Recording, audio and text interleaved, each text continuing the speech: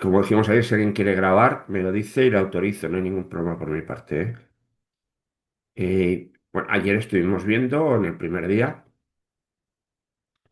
dimos un repaso general a los requisitos legales y reglamentarios, viendo lo que nos pedía el Real Decreto del año 2011.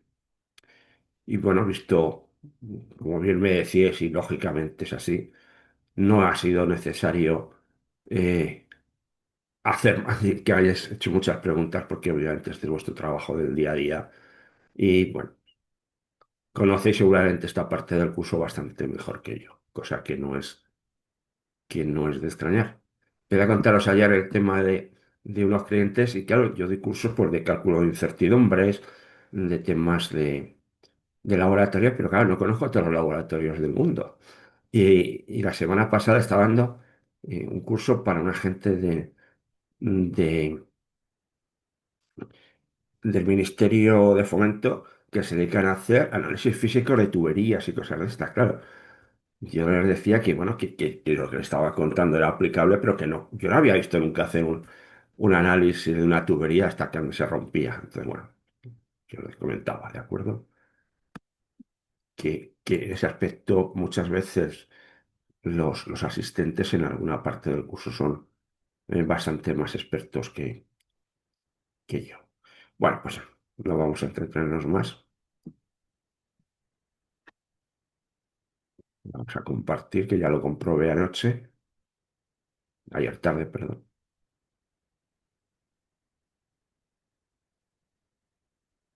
Ahora debería estar viendo en la pantalla completa la ponencia 2. Decidme si lo veis. Sí, sí lo vemos. Vale.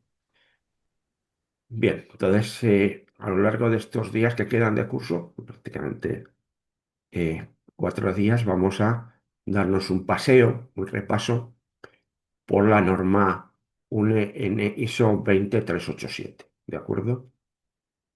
Y aquí tenéis, digamos, la cabecera de la norma que se puede adquirir en un previo pago. ¿De acuerdo? Vamos a hablar algo de las normas ISO, de la estructura general y de lo que nos dice la norma en los requisitos previos. Cuando vayamos a cambiar de charla, haremos un descanso de unos 5 minutillos para que estiren las piernas y tal, y luego haremos un descanso, pues eso, a las 9:02, 11:30, hasta las 12 y luego seguiremos desde las 12 hasta la 1.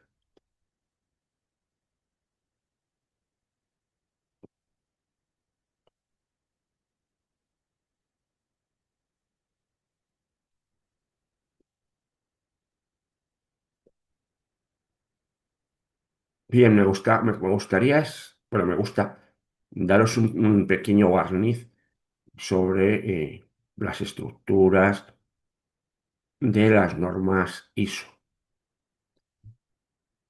Los de calidad estamos tan sumamente locos que tenemos documentos para todo, incluso tenemos documentos, normas para redactar las normas, entre ellas las normas ISO, ¿de acuerdo? Entonces tenéis en pantalla la directiva, la directiva ISO IEC parte uno, que habla de los procedimientos para redactar los documentos técnicos de trabajo. ¿De acuerdo?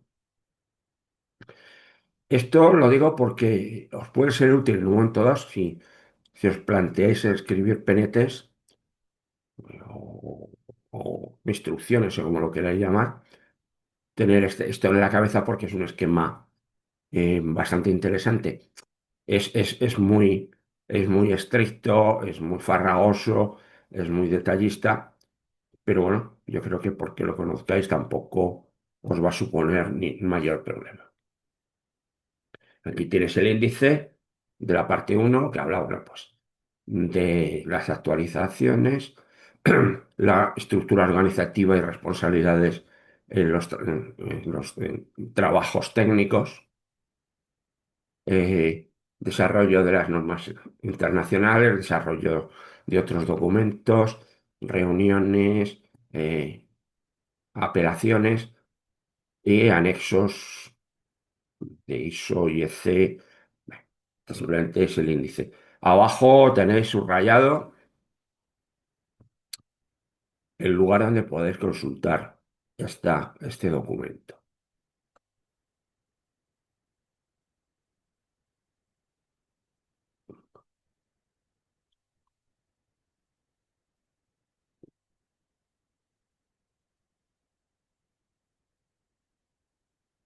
Bueno, esto no creo yo que merezca la pena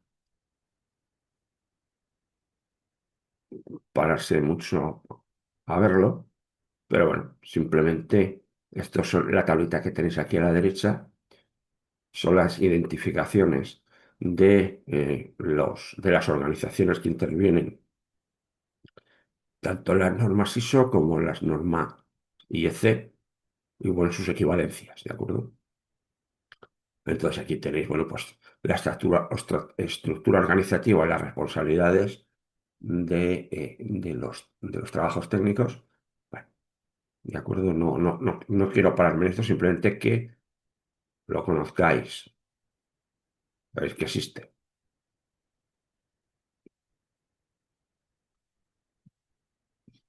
Aquí tenemos todo, digamos, el proceso para el desarrollo de las normas internacionales.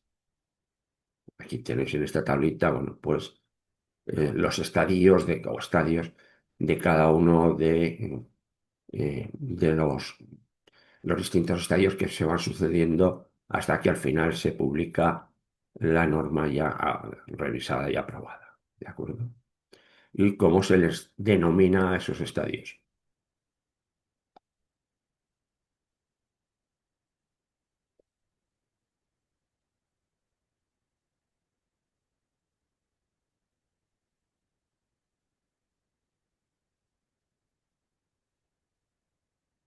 Bueno,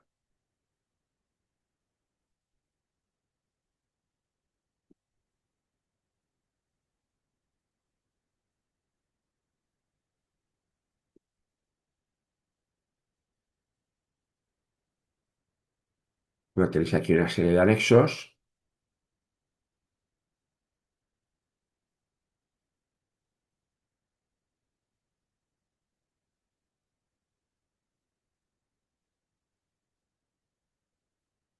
unos exclusivamente aplicables a ISO. Los anteriores eran comunes a ISO y IEC, que son dos organizaciones diferentes, pero que están obviamente muy coordinadas. Y aquí tenéis, bueno, un poco ese diagrama de flujo.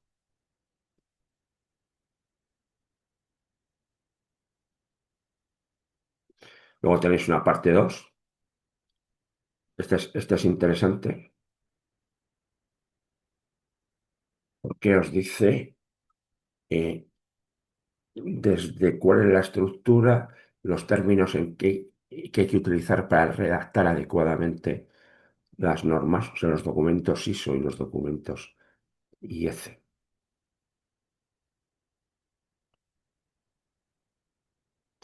Ahí tenéis la dirección, por si queréis bajar, echar un vistazo.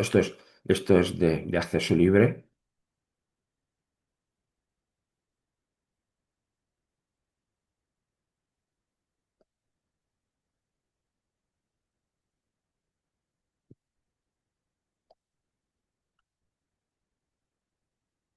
Aquí tenéis eh, unas cláusulas introductorias, tal. Después, y bueno, yo me he permitido poner algunos términos definitorios de los tipos de documentos. Habla en norma internacional con minúsculas, para diferenciarlas de una norma internacional con mayúsculas, ¿de acuerdo? Y una especificación técnica.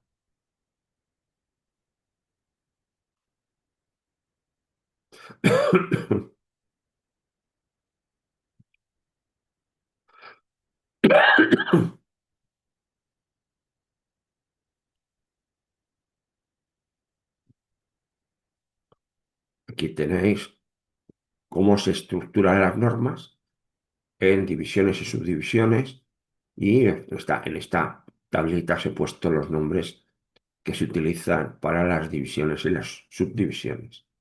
Digamos, la división más primera es una cláusula, la siguiente también se llama subcláusula, la tercera subcláusula y al final nos queda el párrafo, ¿de acuerdo? Y cómo se tienen que enumerar. Los párrafos, como ves aquí en la última de la columna de la derecha, no se enumeran y solamente se van a enumerar hasta tres cifras, digamos, significativas, uno, uno, uno, uno. Bueno, también se normaliza la utilización de formas verbales y después vamos a hablar del lenguaje, términos y referencias, estilos básicos.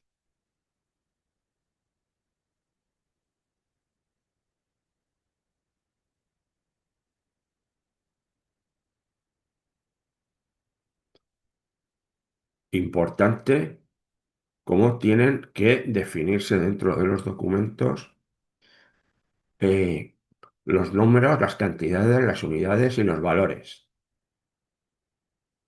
¿De acuerdo? Aquí, por ejemplo, tenéis cómo se expresan las tolerancias. ¿De acuerdo? De forma correcta. Cuando se expresa un rango de 60, desde 63 a 67 y sin embargo si lo que vais a intentar o lo que vais a declarar es una tolerancia, entonces no se utiliza ese intervalo, ese rango, sino se utiliza el valor medio más menos los dos extremos, en este caso utilizados también en tanto por ciento. Estas dos, estas dos expresiones son comparables, pero dependiendo de lo que queramos decir, tendremos que utilizar una forma u otra.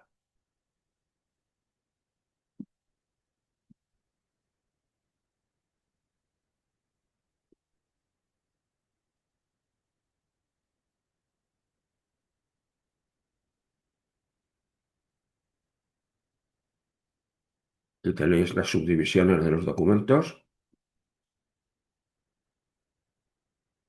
con un ejemplo, ¿de acuerdo? Ves que tenéis os permiten hasta tres subdivisiones.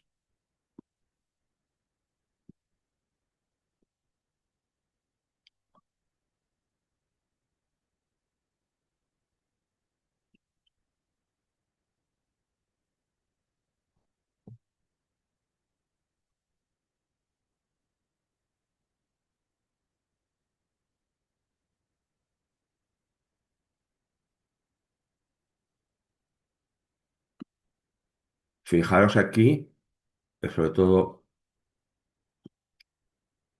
en el gráfico de la derecha, cómo, cómo es necesario eh, establecer la estructura de los distintos párrafos dentro de un documento.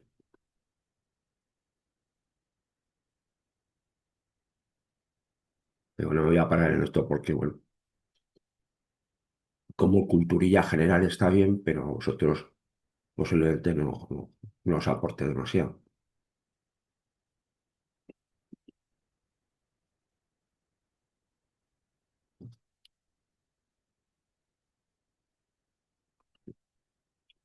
Por ejemplo, cuando estamos escribiendo métodos de medida o de análisis, eh, puede dividirse en el orden siguiente. En la norma también nos diferencia el might be del will be, es decir, el will be es, digamos, imperativo y hay que cumplirlo.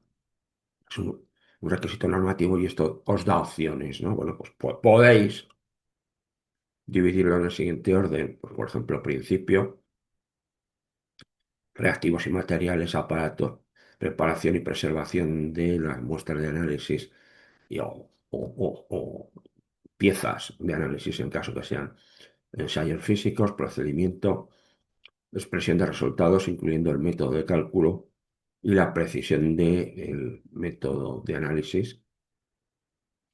Y en el caso de ISO hay que declarar, hay que expresar la incertidumbre de la medición. Digamos, la información que se debe incluir dentro del informe de análisis. ¿De acuerdo? Cuando haya algunos avisos o algunas precauciones de salud, seguridad o medio ambiente, bueno, pues deberá incluirse en el texto. ¿De acuerdo?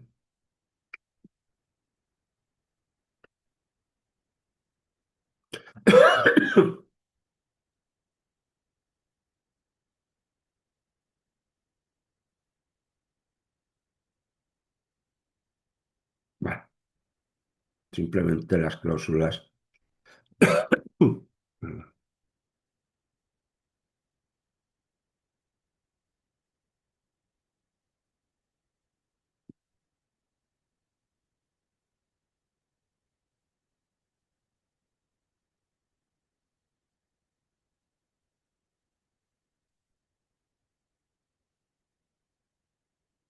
Aquí os dice cuáles son los títulos y cuáles no son los títulos. Es decir, los títulos tienen que ir en negrita, mientras que los que no son títulos van en letra normal, ¿no? Aquí tenéis en el segundo caso que tenéis un título y dos subcláusulas, todas en negrita, y sin embargo en la tercera opción solamente va negrita el título.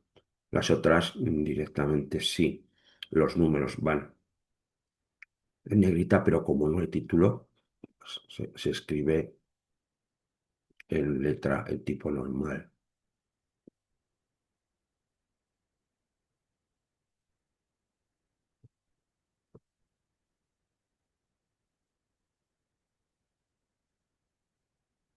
Importante, como hay que declarar las fórmulas. Esto para mí me parece muy importante. ¿De acuerdo? Dice, las fórmulas matemáticas tienen que expresarse en forma matemática, en forma correcta matemáticamente. ¿De acuerdo?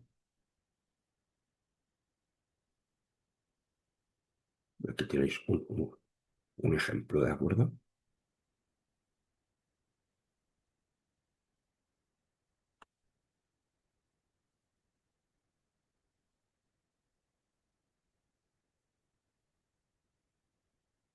Aquí tenéis las políticas.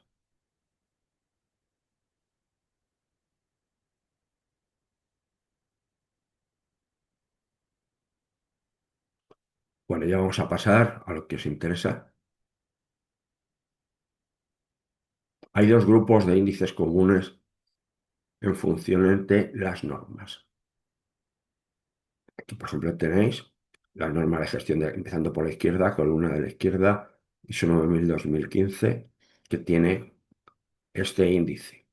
Fijaros que es prácticamente igual que la norma de gestión medioambiental. ISO 9001 es gestión de la calidad, ISO 14001 gestión ambiental, es prácticamente el mismo índice.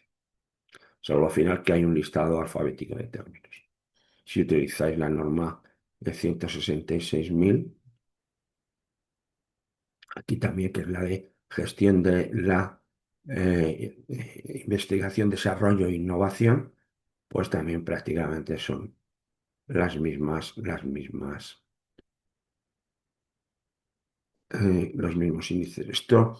Esto ayuda mucho cuando los consultores a los consultores nos plantean hacer sistemas de calidad mixtos, es decir, por ejemplo, de gestión de calidad ISO 9000 y de gestión ambiental ISO 14000, porque realmente es cómodo tener el mismo índice. Antes no era así, y era un poco oscuro, un poco complicado. Es decir, bueno, pues esto está en este punto, pero bueno, pero eso se corresponde con otro punto que no tiene nada que ver de la otra norma.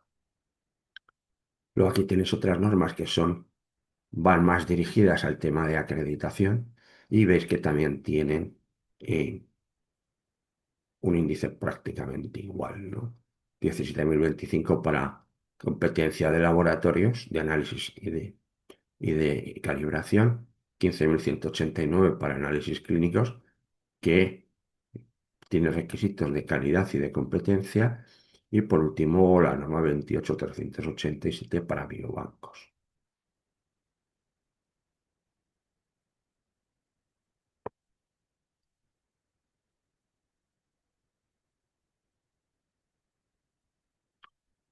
Vamos a ver ya la norma. Este es el índice. Hay un prólogo europeo, una declaración, el prólogo general de ISO de la norma original. Y bueno, pues aquí lo que hemos estado viendo: introducción, objeto y campo de aplicación, normas para consulta, términos y definiciones, requisitos generales que afectan a la imparcialidad y a la confidencialidad. Ahora vamos a ir a los teorías uno a uno, viendo qué os pueden pedir, o mejor dicho, qué os van a pedir.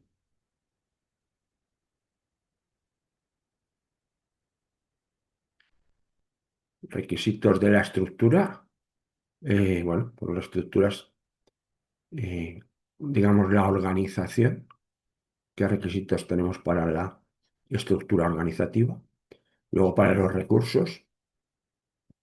Recursos, todo aquello que necesitamos para realizar, ejecutar nuestros procesos y conseguir nuestros objetivos. Y entonces, ¿qué vamos a necesitar? Pues, hombre, 6.2 personal, 6.3 instalaciones, áreas dedicadas y condiciones ambientales, 6.4 compras para cortar esto tan largo, y 6.5 equipos.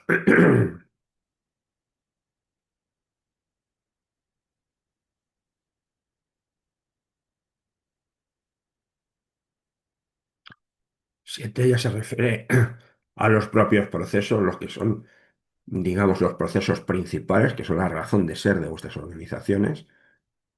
Y entonces volvemos a tener eh, toma, recolección de material biológico de los datos asociados,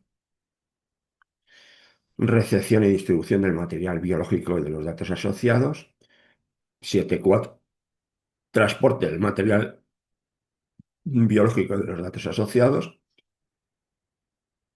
7.5 trazabilidad, 7.6 preparación y conservación del material biológico, 7.7 almacenamiento del material biológico,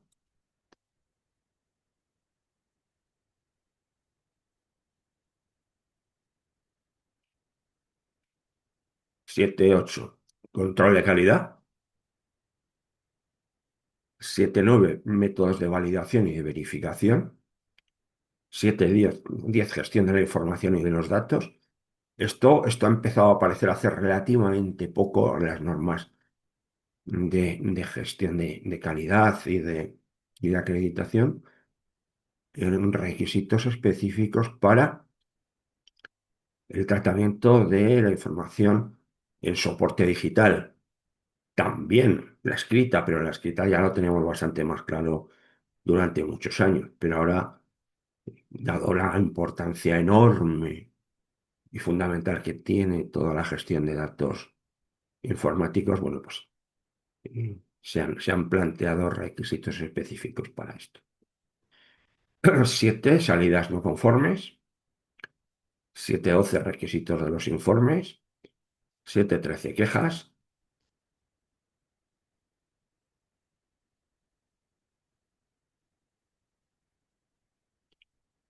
8 requisitos del sistema de gestión. A ver, si alguno de vosotros, seguro, alguna pregunta un poco retórica. Seguro que alguno de vosotros ya tenéis una certificación ISO 9000.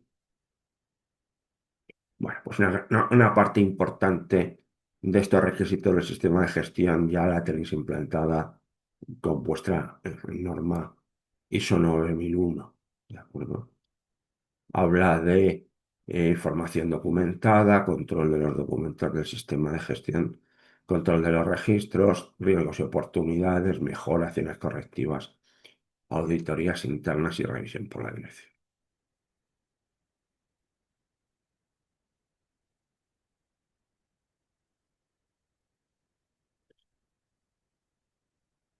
Vale. Recordaros que en estos anexos había dos tipos genéricos. Los anexos de carácter normativo, que incluyen requisitos que hay que cumplir si queremos conseguir la acreditación, y luego otros anexos que son informativos. Entonces, bueno, aquí os da en el anexo B una serie de orientaciones para implementar el anexo A, el anterior, y el anexo C, opciones de sistema de gestión de calidad.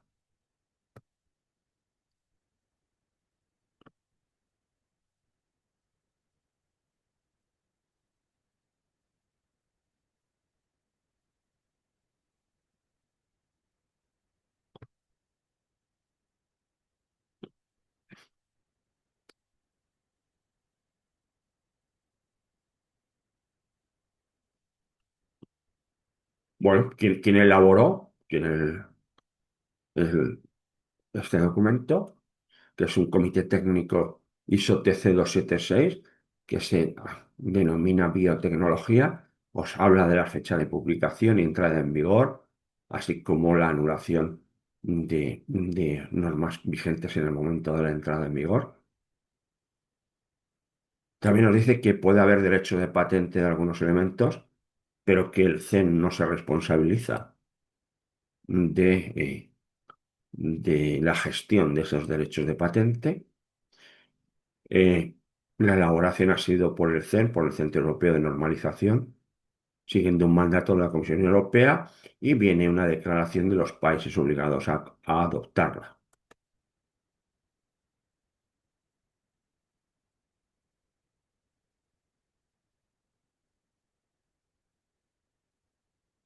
Tenéis el prólogo ISO, que es más amplio, o sea, a nivel internacional. Os cuenta quién es ISO, cómo actúa, hace referencia a la parte 1 de las directivas ISO y C, que ya hemos visto, vuelve a hacer referencia a los derechos de patente, os dice que los nombres comerciales se dan como información y no constituyen recomendación alguna.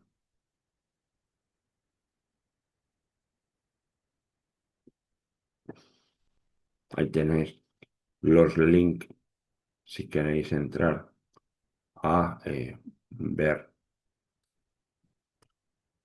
a ver esos documentos. Os vuelve a recordar lo que ya hemos comentado hace, yo creo que ayer, la naturaleza voluntaria de las normas. Si vosotros accedéis a implantar una de estas normas de una forma voluntaria, nadie os puede obligar a implantar ninguna norma ISO. Otra cosa, en vuestro caso posiblemente no, pero en los casos, digamos, en los ámbitos industriales, son los propios clientes los que exigen a sus proveedores que cumplan ciertas normas. Es decir, hay normas de la automoción que como tú no las cumplas, tú no vendes un amortiguador a Ford ni en broma. Entonces, digamos, el aspecto, el mundo reglamentario no lo pide, pero el mundo, digamos, comercial y de fabricación sí que os lo va a exigir. ¿De acuerdo? También nos da una dirección para que podáis enviar comentarios o preguntas.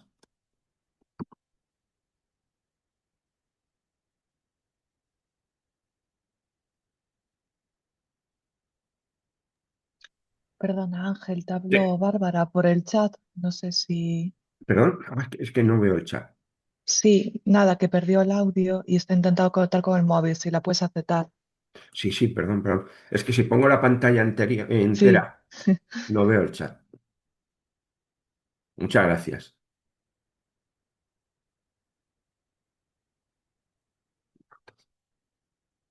¿Ya está? ¿Ya no sé. ¿Ya lo oyes por el móvil? Vamos a ver. El chat. Sí, sí, ya ha dicho que sí, Ángel, ya está conectada bien. Espérate que tengo. Vale.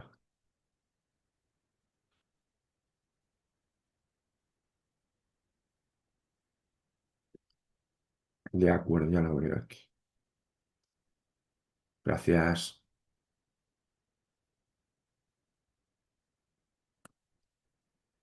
Bueno, si queréis decirme algo y podéis decírmelo eh, en vivo y en directo, porque yo digo, al poner la pantalla completa no me saltan los chats, ¿vale?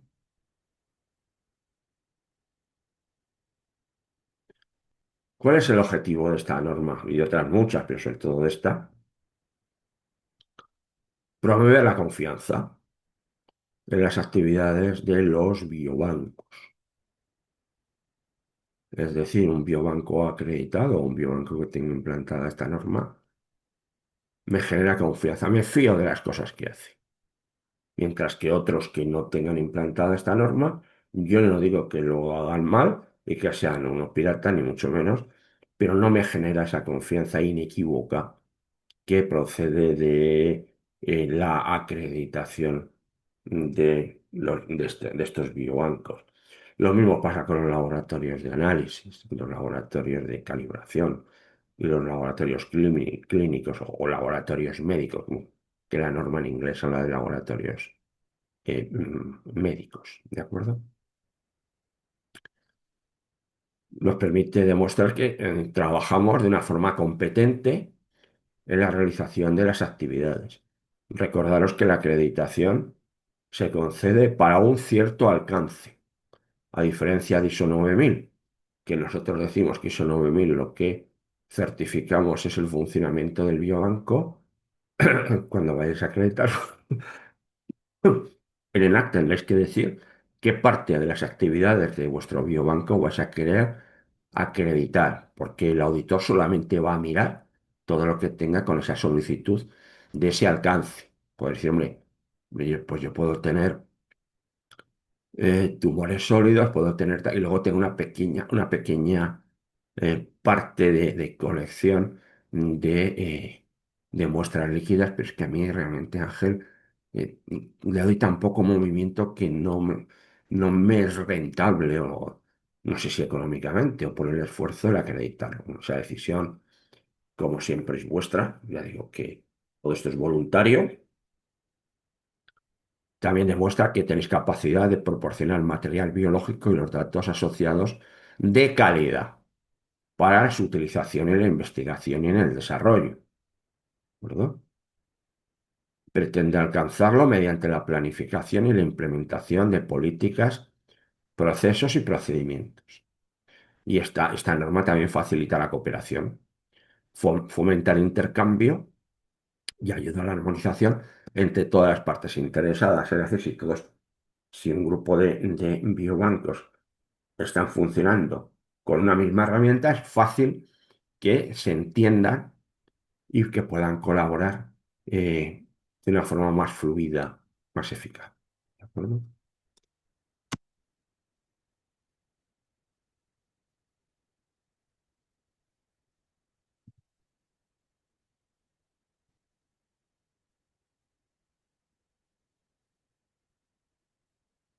Esto es lo que os decía que ponía en las normas. Esto ya venía en lo que hemos visto hace un ratito, ¿de acuerdo?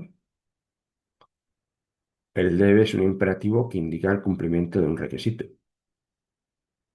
El debería es una recomendación. Aquí tenemos a esta joven sommelier que os está diciendo que, oye, este vino está de fábula, es una recomendación, ¿de acuerdo? Y él puede, os indica un permiso, una posibilidad, una capacidad. Podés comer, pues eso, carne, vacuno, pollo o pescado, es decir, salmón.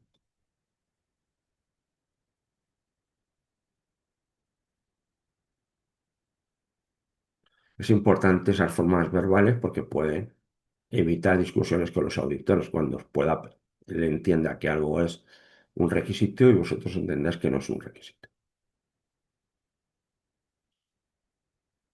Lo que supone esta norma es la especificación de los requisitos generales.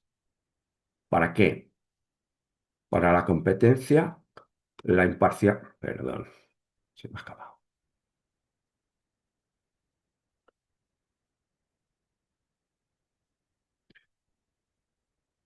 la competencia, la imparcialidad, importante, la imparcialidad.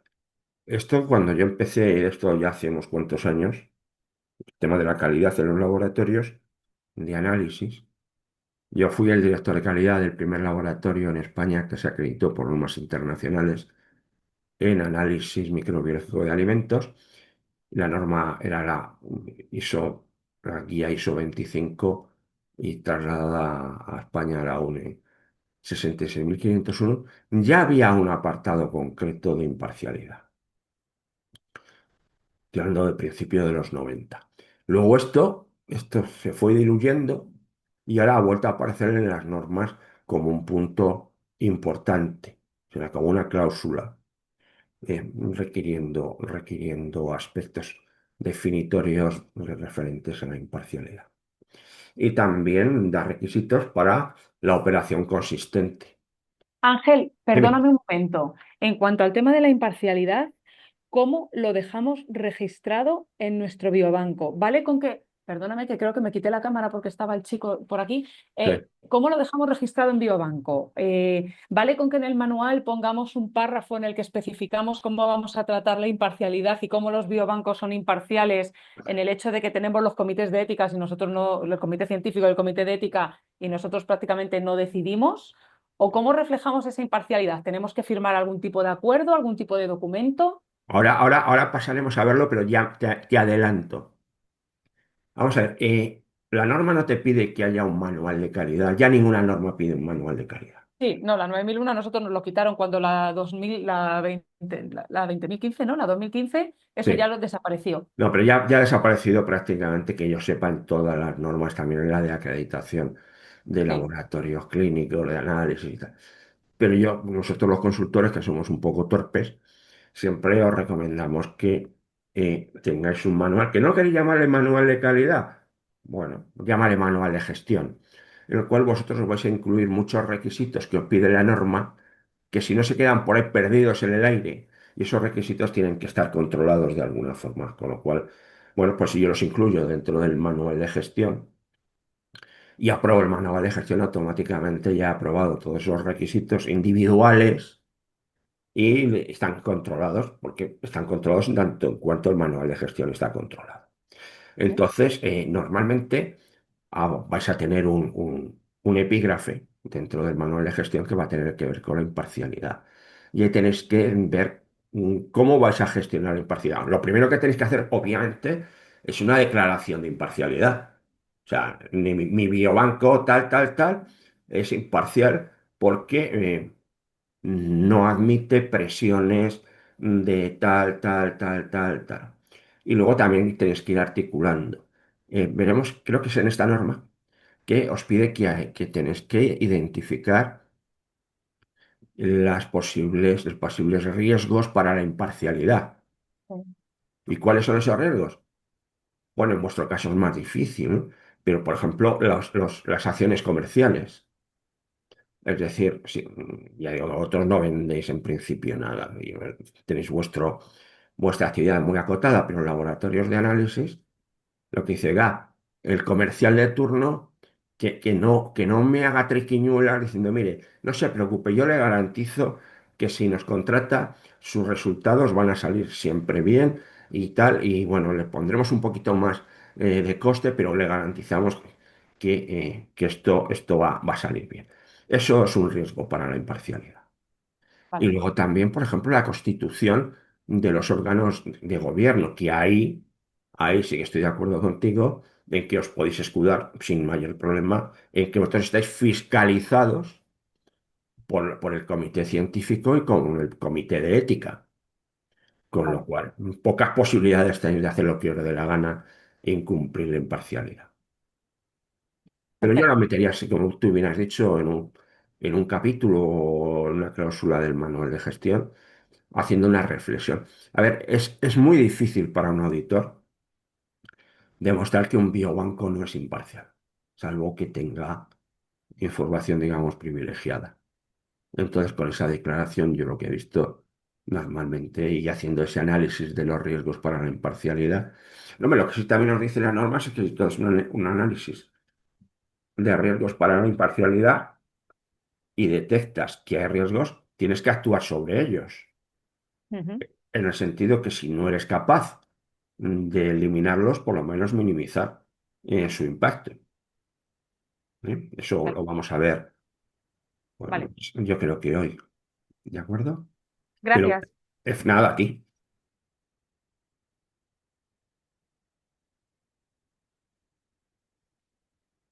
Siempre vamos a estar hablando del material biológico y los datos asociados. Tan importante es el material biológico como los datos asociados.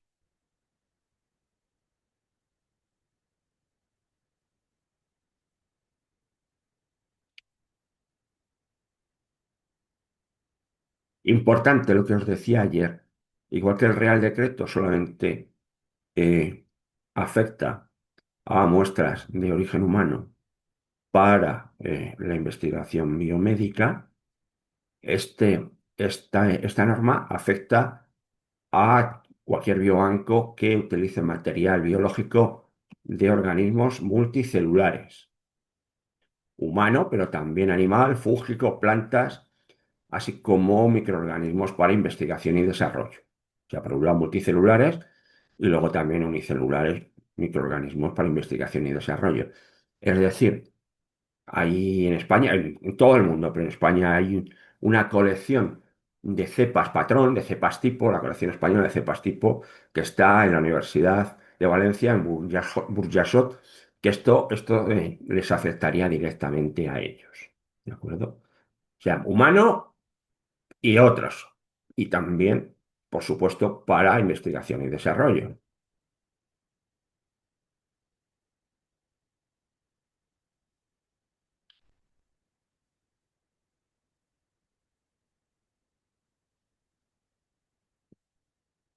Reconoce la competencia técnica de los biobancos frente o no a los usuarios, las autoridades regulatorias, las organizaciones esquema de evaluación por pares y los organismos de acreditación. Aquí tenéis, pues, lo que estábamos diciendo, arriba tenéis el Instituto Carlos III, abajo tenéis ENAC, tenéis el anexo de acreditación del Instituto Valenciano de Oncología. Aquí tema de evaluación por pares entre organismos de la Comunidad Europea. Y aquí tenéis LAC, que es el foro donde se reúnen los acreditadores internacionales. ¿De acuerdo? Ahí está ENAC y estará, bueno, pues el organismo de acreditación de Francia, que es COFRAC, el de Inglaterra, todos están metidos, están agrupados aquí donde se toman decisiones y se homogenizan, digamos, criterios para estas acreditaciones.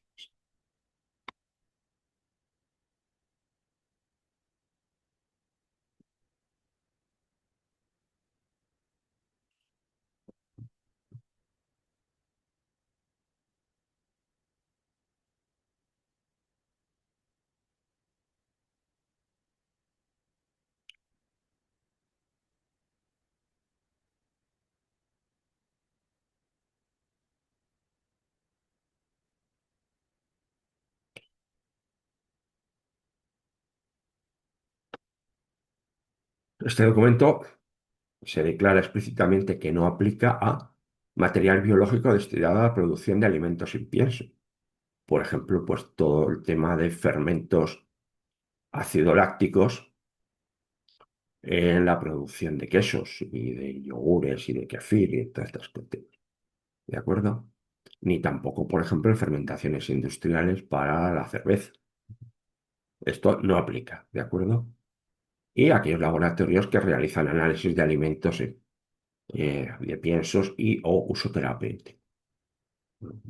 Dice aquellas entidades que tratan materiales humanos obtenidos y usados para el diagnóstico y un posterior propósito de tratamiento deberían aplicar primero la norma 15.189, que es la norma de acreditación de laboratorios médicos, de los clínicos.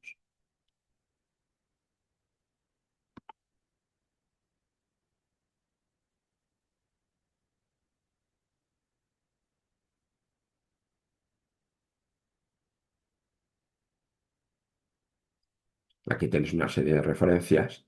Hace mucho hincapié, supongo que tendrá alguna razón de ser, en que es necesario homogeneizar, estandarizar los formatos de las fechas, ¿de acuerdo?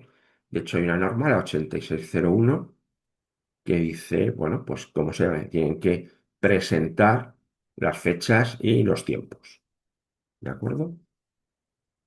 Tenemos que hacer referencia varias veces a lo largo del texto de la norma.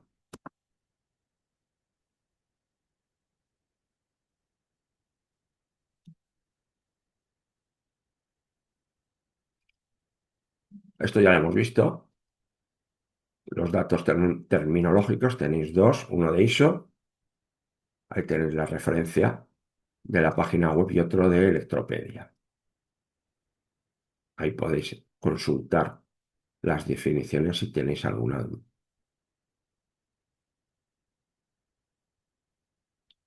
Aquí os he puesto todos los términos y definiciones incluidos en la norma.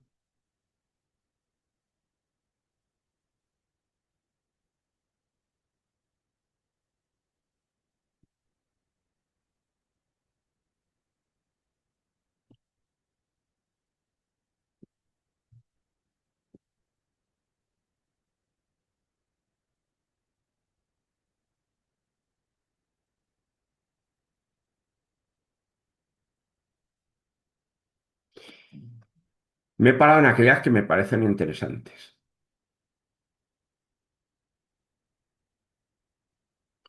Una es bioseguridad.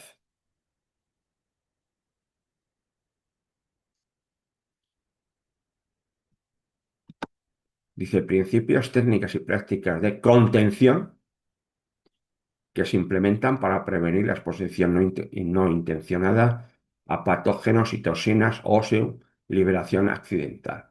El término inglés es biosafety, ¿de acuerdo?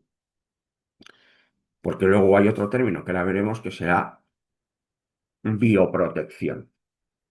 Esto, de alguna forma, es sistemas para evitar que material biológico que pueda ser patógeno pueda salir de las instalaciones. Es decir, de puertas afuera, mientras que bioprotección es de puertas adentro. Vamos a ver medidas y procedimientos para que no salga el material biológico, ¿de acuerdo?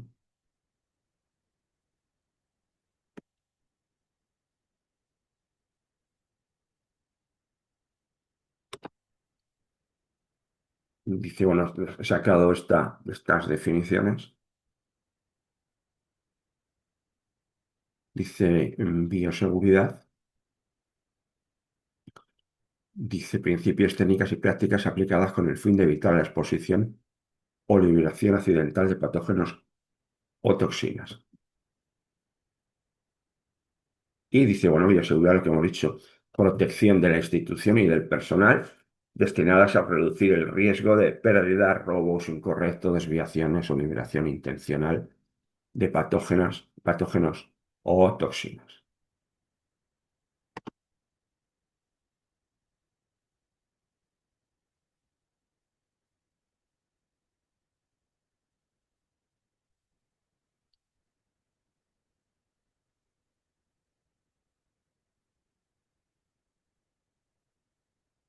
Como veis, hay bastantes definiciones y no me he querido parar en cada una de ellas. Este que tenéis arriba, la especie de menú, se refiere a que eh, los biobancos tienen que tener catálogos de los productos o del material biológico que ponen a disposición de los investigadores. Y luego la información documentada, este triángulo, esta pirámide ya es súper conocida, manual, política, procedimientos.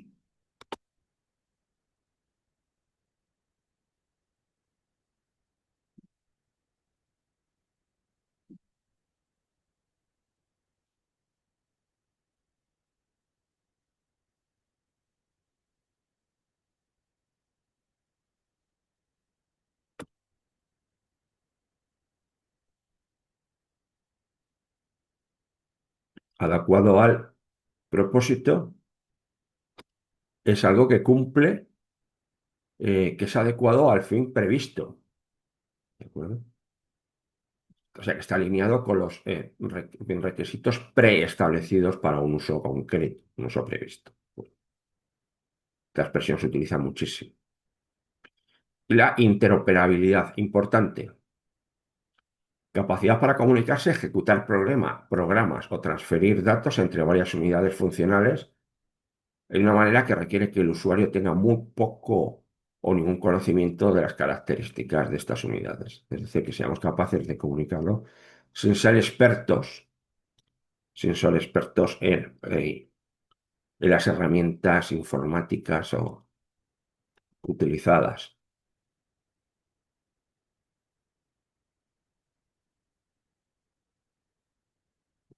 Pues definiciones, ciclo de vida, trazabilidad.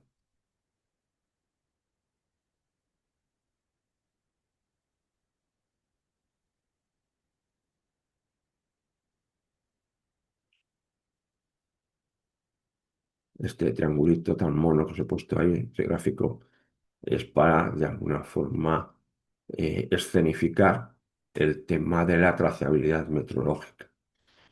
Es decir, nosotros nos van a pedir que declaremos trazabilidad metrológica respecto a una referencia válida. Si estamos trabajando en el sistema internacional, que tenemos las seis magnitudes básicas entre ellos, lo que os afecta a vosotros puede ser la masa, es decir, el kilogramo masa y, por ejemplo, la temperatura, en este caso los Kelvin, lo que tenemos que declarar es qué referencia tengo yo de mi balanza respecto al kilogramo masa que va a estar ahí arriba en la punta, en el Buró Internacional de Pesas y Medidas. Deciros así, de pasada, que es importante, pero que no os va a afectar para nada, que y hace un par de años, quizás alguno más, se han sustituido las referencias a estas unidades, a estas magnitudes, perdón, fundamentales. mm, Se han sustituido, se han cambiado las referencias físicas, el famoso kilogramo masa que estábamos diciendo, por unas unidades, unas referencias, perdón, que son de constantes naturales. ¿De acuerdo? No os afecta para nada, simplemente lo doy como una información. Es decir, según vais bajando del patrón del sistema internacional, vais a bajar a un laboratorio nacional, que es un laboratorio de metrología, y a partir de ahí, bueno, se pasan patrones a los laboratorios de calibración de los industriales y al final acaban calibrándose los equipos de medición que tenéis en vuestros biobancos.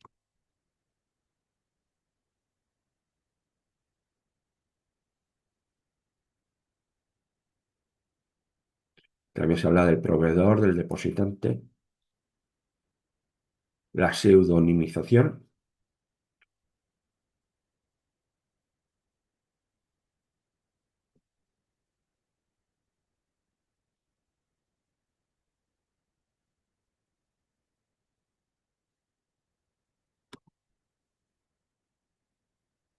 Bien, pues tenéis el concepto de pseudonimización es clave, ¿de acuerdo? Es decir, lo que hacemos es separar de una forma clara y normalmente irreversible tan la muestra de toda la información asociada al sujeto fuente, ¿de acuerdo?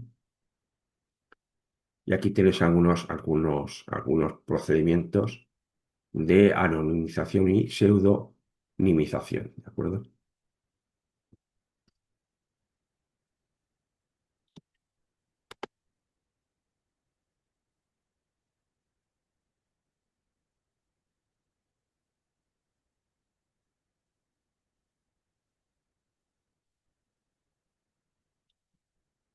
También se habla de material biológico raro, de receptor, de muestra, de estabilidad, de almacenamiento, de etiquetado, trazabilidad, identificador único, usuario, validación, verificación, flujo de trabajo.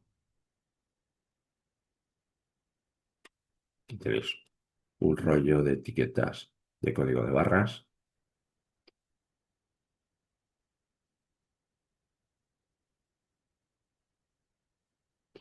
Y aquí tenéis los anexos que ya hemos visto hace un momentito.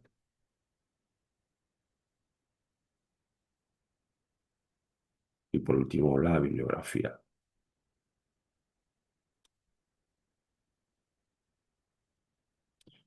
Bien, son prácticamente las 10:30. Venga, si os parece, paramos 5 minutitos. Bueno, 10, porque mientras os ponéis imágenes y otras, entonces a -20 nos volvemos a conectar, si os parece. Vale, perfecto. Venga, pues hasta -20.